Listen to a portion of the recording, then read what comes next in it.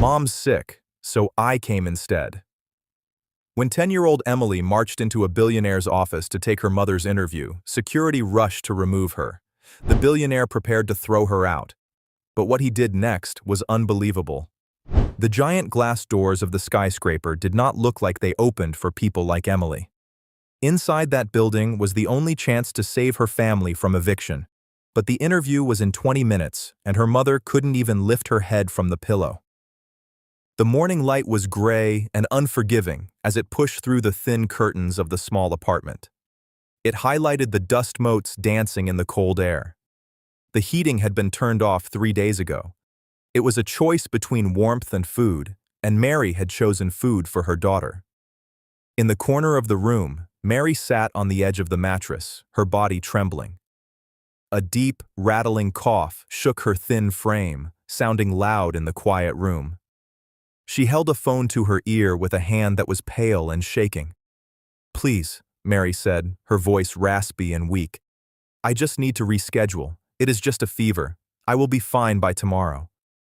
Emily sat at the small, scratched kitchen table 10 feet away. She was 10 years old, with blonde hair pulled back in a severe, neat ponytail. She watched her mother with eyes that had seen too much worry for such a young face. She chewed on her lower lip, listening to the voice on the other end of the line. Even from here, the voice sounded tinny, sharp, and impatient. "Ms. Davis," the voice on the phone snapped. "Miller Enterprises does not reschedule. We have 50 applicants for this cleaning position. If you are not in the lobby at 9 a.m. sharp, we move to the next name on the list. That is the policy." "But I have been preparing," Mary pleaded, tears gathering in her eyes. "I know I can do the job. I just need 9 a.m. or do not bother coming at all." The line clicked dead. Mary lowered the phone slowly. Her shoulders slumped, and she let out a sob that turned into another violent fit of coughing. She curled onto her side, pulling the thin quilt up to her chin. The fever was burning through her, stealing her strength, stealing her fight. Emily stood up. She walked over to the bed and placed a cool hand on her mother's burning forehead. "Mama?" she whispered. "I'm sorry, Emmy," Mary murmured, her eyes closing. "I'm so sorry. I ruined it. I ruined it all. Sleep now. It's okay." But it wasn't okay. Emily knew exactly how not okay it was. She looked at the calendar on the wall. The date, eviction, was circled in red ink just 3 days away. This job wasn't just a job. It was the difference between this drafty apartment and the shelter downtown. Mary's breathing slowed as the exhaustion and the medicine she had taken earlier finally pulled her into a restless sleep. Emily stepped back. She looked around the room. It was clean, spotless actually. Her mother scrubbed floors for a living, and she kept their home immaculate, even if the furniture was secondhand and the rug was threadbare. On the small dresser stood a framed photograph, the only thing of value they owned. It was a black and white photo of an older man in a uniform. He stood straight, jaw set, eyes kind but fierce. Grandpa Frank. He had been a sergeant in the army. He had died 2 years ago, but Emily still talked to him in her head. "Fear is a reaction. Courage is a decision," he used to tell her. "When the hill gets steep, the soldier keeps climbing." Emily looked at her mother, defeated and asleep. Then she looked at the photo. "I can't let her lose this, Grandpa," she whispered to the empty room. Her gaze drifted to the chair where Mary had laid out her clothes the night before. A clean white blouse, ironed until it was crisp, black slacks, and the leather folder. The folder was old. It had belonged to Grandpa Frank. Inside was Mary's resume. Emily had helped her type it at the library. It wasn't a long resume, mostly diner work, hotel cleaning, and housekeeping. But it was honest. Emily felt a strange sensation in her chest. It wasn't fear. It was something harder. It was a resolve that felt too big for her small body. She checked the clock. 7:45 a.m. The building was downtown, a 40-minute bus ride. Emily moved quietly. She went to her small closet. She didn't have a suit, but she had her church clothes. A navy blue skirt that was getting a little short, a white button-down shirt, and a gray cardigan. She put them on. She pulled her white socks up high and put on her black school shoes. They were scuffed at the toes. She went to the kitchen sink, wet a paper towel, and scrubbed the scuffs until the leather looked as dark as possible. Present yourself with dignity, Emily. Even if you have nothing in your pockets, you have pride in your spine. That was Grandpa Frank again. She walked back to the chair and picked up the leather folder. It was heavy in her hands. It smelled like old paper and tobacco, a smell that reminded her of safety. She scribbled a note on the back of an envelope and left it on the pillow next to her mother's head. Went to the store for soup.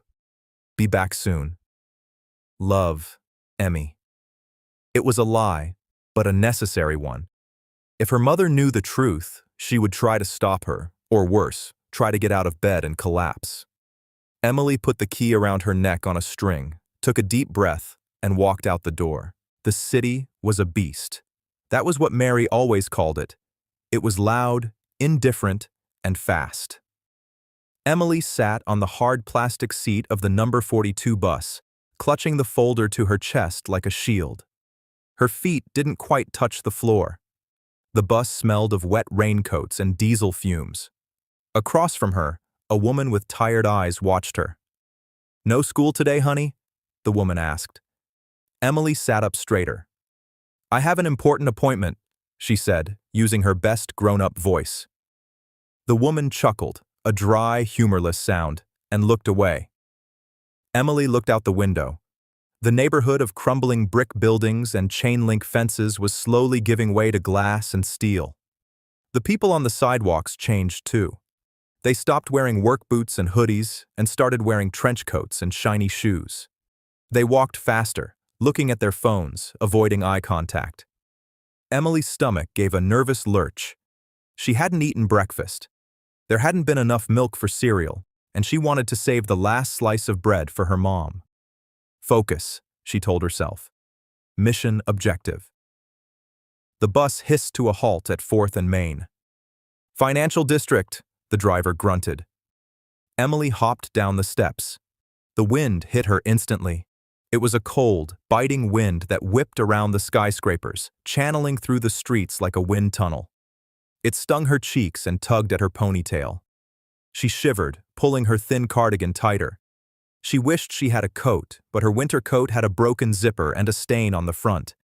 It wouldn't look professional. She walked 2 blocks, checking the address on the back of her hand where she had written it in blue pen. And then, she saw it. The Miller Building.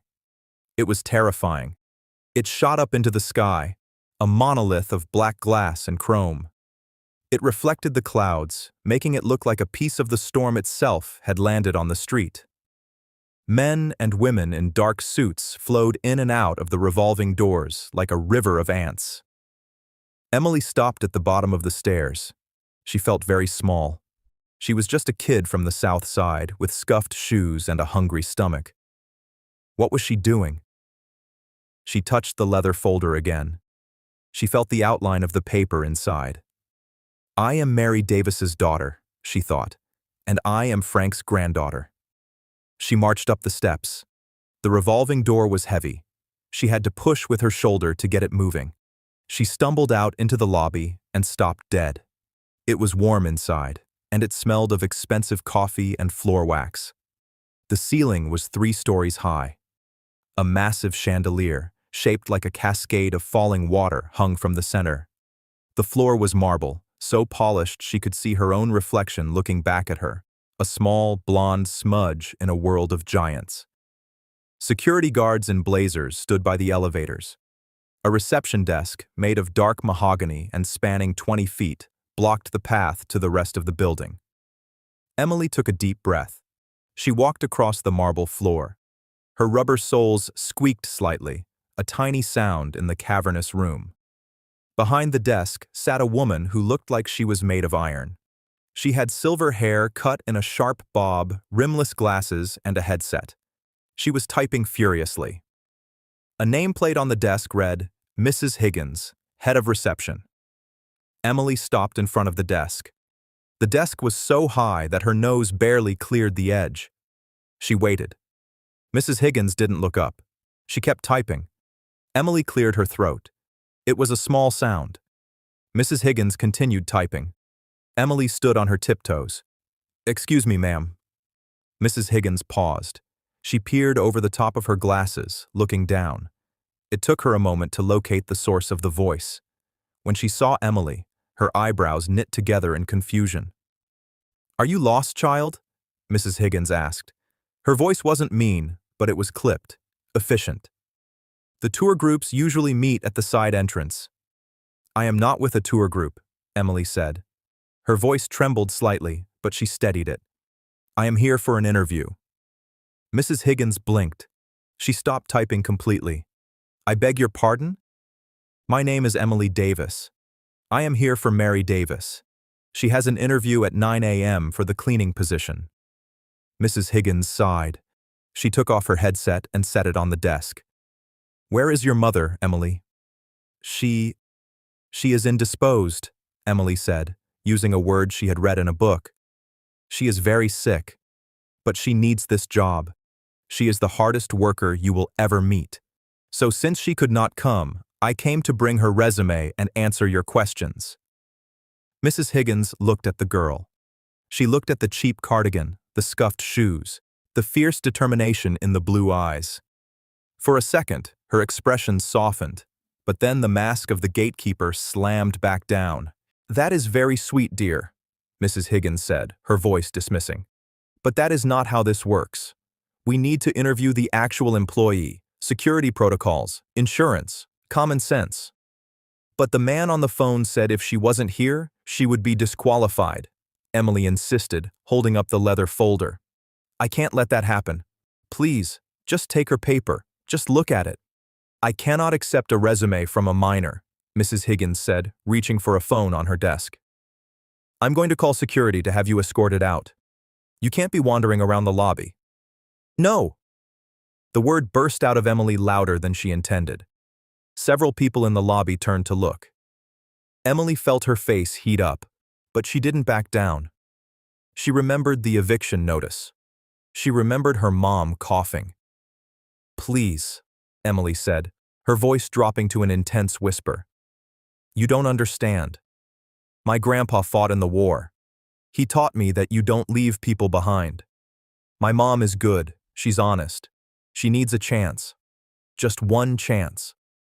Mrs. Higgins hesitated. Her hand hovered over the phone. "What is all this noise?" The voice came from behind Emily. It was deep, resonant, and sounded like gravel grinding together. Mrs. Higgins's eyes went wide. She immediately stood up, straightening her blazer. "Mr. Miller." "Good morning, sir. I apologize for the disturbance. I was just handling a situation." Emily turned around slowly. Standing there was a man who seemed to take up all the air in the room. He was older, perhaps in his late 60s. He wore a charcoal suit that fit him perfectly. His hair was white, thick, and combed back, but it was his face that was terrifying. It was a face carved from granite, lined with deep creases. His eyes were dark and sharp, like a hawk searching for a field mouse. He held a takeaway coffee cup in one hand and a stack of papers in the other. He looked down at Emily. "A situation," the man repeated. He looked at Mrs. Higgins. "Since when do we have children shouting in the lobby, Martha?" "She was just leaving, Mr. Miller," Mrs. Higgins said quickly. "She came to, well, she claims she is here for a job interview." The man, Robert Miller, the billionaire owner of the building and the company, looked back down at Emily. He didn't smile. He didn't look amused. He looked annoyed. "A job interview," Miller said flatly. "You look a little young for the actuarial department." Emily felt her knees shaking. This was him, the boss, the man who owned everything. If she messed this up, it was over. She swallowed the lump in her throat. She gripped Grandpa Frank's leather folder so tight her knuckles turned white. "I'm 10, Emily said. She forced herself to look him in the eye, just like Grandpa said. "And I'm not here for the the math job. I'm here for the cleaning job." Miller raised an eyebrow. Is that so? Yes, sir, Emily said. My mom, Mary, was supposed to be here, but she's sick, and your man on the phone said she'd lose her spot, so I came. Miller stared at her. The lobby had gone quiet. People were pretending to look at their phones, but they were all listening. You came to interview for your mother? Miller asked. Yes. Do you know who I am? You're the boss, Emily said. I am. Miller took a sip of his coffee, his eyes never leaving hers. And do you know that my time is worth approximately $5,000 a minute? Emily's eyes widened. That's a lot. It is. So, give me one reason why I shouldn't have security put you on the next bus home and go about my day. Emily felt the panic rising. She thought about the cold apartment. She thought about the empty fridge. She thought about the medal hidden in her grandfather's drawer, the Purple Heart he never wore. She took a step forward. She held out the leather folder. Because, Emily said, her voice clear and ringing in the silent lobby. My mom isn't just a cleaner. She's a soldier too. She fights every day just to keep us safe, and she never complains. Not once. If you want someone who will quit when it gets hard, hire someone else. But if you want someone who will do the work no matter what, you need to look at this. She thrust the folder toward him. Miller looked at the battered leather. He saw the scuff marks on the girl's shoes. He saw the fraying cuffs of her cardigan. And then he looked at her face, a face full of terrifying, desperate hope. For a long moment, nobody moved. Then, slowly, Robert Miller reached out and took the folder. Robert Miller held the folder. His fingers, manicured and strong, brushed against the worn leather. He didn't open it immediately. Instead, he looked at Emily. He was assessing her, the way a general assesses the terrain before a battle. Follow me, he said. He turned and walked toward the bank of elevators. He didn't check to see if she was coming. He just assumed she would. Mrs. Higgins gasped. Mr. Miller? Sir? You have the board meeting in 10 minutes. Mr. Halloway is already waiting. Halloway can wait, Miller rumbled without breaking stride. Emily scrambled to catch up. Her rubber soles squeaked on the marble. She clutched her cardigan tight, her heart hammering against her ribs like a trapped bird. She passed the security guards, who looked confused, but stepped aside instantly for their boss. They stepped into the elevator. It was unlike any elevator Emily had ever seen. There were no buttons, just a sleek glass panel. The walls were mirrored. Emily saw herself reflected endlessly. A small, terrified girl in oversized clothes standing next to a titan of industry. The doors slid shut, sealing out the noise of the lobby. The silence was heavy. Miller pressed a spot on the glass panel. The elevator began to rise, smooth and fast. You said your grandfather was a soldier, Miller said. He didn't look at her. He stared straight ahead at the steel doors. Yes, sir, Emily answered. Sergeant Frank Davis. Miller's eye twitched, just a fraction. Army? Yes, sir, infantry. And he taught you to march into office buildings and demand meetings? He taught me that you don't retreat just because the enemy is bigger than you, Emily said. She remembered the quote perfectly. It was written on the back of the photo in her room. He said size is just geography. Spirit is what takes the hill. Miller slowly turned his head to look down at her. The elevator dinged softly as it passed the 40th floor. Spirit takes the hill, Miller repeated quietly. His voice sounded different, less like gravel, more like distant thunder. I haven't heard that phrase in a very long time. The doors opened onto the top floor. If the lobby was impressive, the executive floor was another world entirely. The carpet was thick and silent. The walls were lined with modern art that looked like splashes of angry paint. A view of the entire city sprawled out through floor-to-ceiling windows. A man in a blue suit was pacing in front of a receptionist's desk. He looked younger than Miller, maybe 40, with slicked-back hair and a watch that cost more than Emily's apartment building. This was Mr. Halloway. Robert, Halloway said, spinning around. Finally, the investors are… Who is this? Holloway looked at Emily with a mixture of amusement and distaste. He wrinkled his nose slightly, as if he smelled something unpleasant. This is Emily, Miller said, walking past him. She is currently the most interesting part of my morning. She's a child, Holloway scoffed, following them. Robert, we have to discuss the merger. We can't have stray children wandering the executive suite. It looks unprofessional. Should I call security? Miller stopped. He turned slowly to Holloway. James, Miller said softly, do you know why I built this company? Holloway blinked. To make money, Robert. To dominate the market. No, Miller said. I built it so I could do whatever I damn well please. And right now, I please to conduct an interview. He pointed a finger at the heavy oak door of his office. Wait here. Holloway's mouth snapped shut. He glared at Emily. Emily didn't glare back. She just stood straighter, mimicking Miller's posture. Miller opened the door and ushered Emily inside. The office was vast. A desk the size of a dining table sat in front of the window. There were 2 leather chairs facing it. Miller walked behind the desk and sat down. He gestured to a chair. Sit. Emily climbed into the chair. It was soft and swallowed her up. Her feet dangled inches above the floor. She placed her hands on her knees to stop them from shaking. Miller finally placed the leather folder on the desk. He opened it. The first thing he saw was the resume. It was neat, typed on plain paper. Mary Davis. Experience. Motel 6, 2018 to 2020. The Downtown Diner, 2020 to 2022. He scanned it. It was a humble list. There were gaps. The gaps usually meant trouble, addiction, prison, or laziness.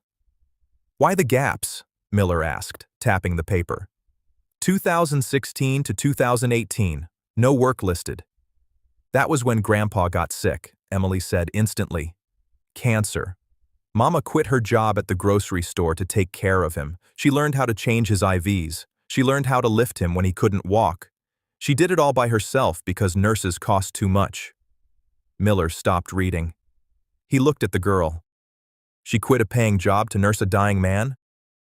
He wasn't just a man, Emily said fiercely. He was her dad. You don't leave family behind. Miller leaned back in his chair. The leather creaked. He looked out the window at the gray sky. And now she is sick, Miller said. It's pneumonia, Emily said. I think. She coughs until she can't breathe. She feels like fire, but she tried to get up this morning. She tried to put on her shoes. I had to hide them.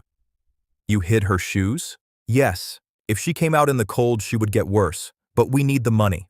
The landlord put the red paper on our door. The eviction notice? Miller noted. Yes, 3 days.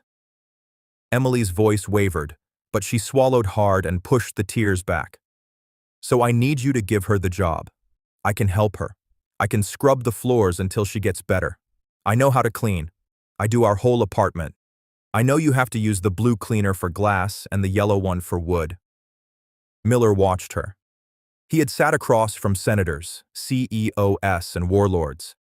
He had seen men lie without blinking. He had seen greed in 1,000 different shades. But this was raw. It was unpolished, desperate integrity. He looked back down at the folder. He flipped the resume over. Underneath, loose in the pocket, was a photograph. Emily must have forgotten to take it out when she grabbed the folder. Miller froze. His hand, usually so steady, trembled slightly as he reached for the photo. It was an old black and white picture. A group of young men in muddy fatigues standing in front of a jeep. They looked exhausted, dirty, and young. Miller picked it up. He squinted at the faces. That's Grandpa, Emily said, pointing to the tall man on the left. Sergeant Frank. Miller didn't speak. His eyes moved from the face in the photo to the girl sitting across from him. He looked at her chin, the stubborn set of it. He looked at her eyes. Bright blue, intelligent, fearless. He looked back at the photo. But he wasn't looking at Frank. He was looking at the skinny, terrified boy standing next to Frank. The boy with the helmet that was too big for his head. The boy holding a radio handset. Miller touched the face of the boy in the photo. "Private Miller," he whispered. Emily tilted her head. "What?" Miller cleared his throat. It was a rough, harsh sound. He placed the photo down gently, treating it like it was made of glass. "Your grandfather," Miller said, his voice thicker now. "He served in the 101st? The Screaming Eagles?" "Yes, sir. He said they were the best." "They were," Miller said. He stared at the desk. The memories were rushing back, unbidden. The smell of wet jungle, the noise of the mortars, the fear that tasted like copper in his mouth. He remembered a night in 1968, a ridgeline in the Ashau Valley. They were pinned down. He was 19 years old, a radio operator, and he had frozen. He couldn't move. The tracers were chewing up the ground around him. And then a hand had grabbed his vest. A strong hand. "Get up, Miller. Move your ass, son. We're not dying here today." Frank Davis. Frank had dragged him 50 yards through the mud to safety. Frank had taken a piece of shrapnel in the leg that night, the wound that gave him his limp. He had never mentioned it.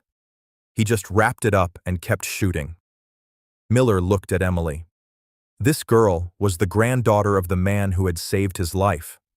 And now, the man who owned the sky was about to let the savior's daughter be thrown onto the street over a cleaning job. A bitter taste filled Miller's mouth. Shame. He had built an empire. He had billions in the bank. And Frank Davis had died poor, leaving a daughter and a granddaughter to starve in a drafty apartment. "Sir?" Emily asked. Did I do something wrong?" Miller blinked, snapping back to the present. He looked at the girl. She was twisting her hands in her lap, looking terrified that she had offended him. "No, Emily," Miller said. "You did everything right." He stood up.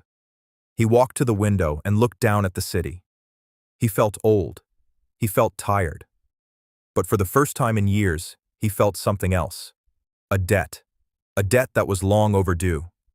He turned back to her. "You said your mother is at home?" "Yes, sir." "And she is alone?" "Yes. I left her a note." Miller pressed a button on his desk phone. "Holloway," he barked. The door opened instantly. Holloway stepped in, looking smug. "Ready to send her home, Robert? I have security on standby." "Cancel the board meeting," Miller said. Holloway's jaw dropped. "Excuse me?" "Robert, the Japanese investors are flying out tonight. We can't—" "I said cancel it," Miller roared. The power in his voice shook the room. "Reschedule it for next week. If they don't like it, tell them to find another partner." He grabbed his coat from the rack. He walked around the desk and extended a hand to Emily. "Come on, soldier," he said. Emily looked at the hand. It was large and calloused. She slid off the chair and took it. Her hand disappeared inside his. "Where are we going?" she asked. "We are going to conduct the second part of this interview," Miller said. "In person." "But my house is—" "It's not like this," Emily stammered, looking around the office. "It's small, and the heater is broken." Miller's face tightened. The thought of Frank's family freezing made his blood boil. "Then we will fix it," Miller said. He led her out of the office, past a stunned Holloway. "Robert, are you insane?" Holloway called after them. "Where are you going?" Miller didn't turn around. He walked Emily to the elevator. "I am going to pay a debt, James," Miller said as the doors closed. "A very old debt." The car was a black sedan, long and shiny. The seats were heated. Emily sat in the back, sinking into the leather. She had never been in a car that smelled like new shoes. Miller sat next to her. He was on his phone, barking orders. "Get Dr. Aris to the south side. I don't care if he's in surgery, get his partner.